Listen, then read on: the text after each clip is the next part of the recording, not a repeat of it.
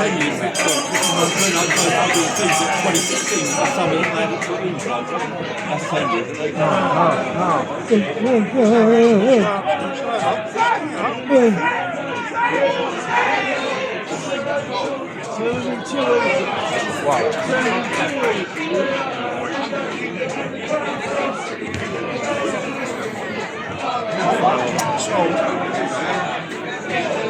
Man,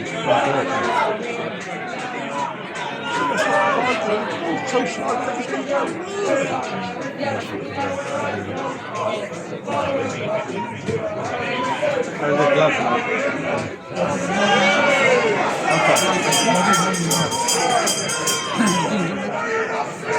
Twice neck you've got Christian. Yeah, you're in a hurry.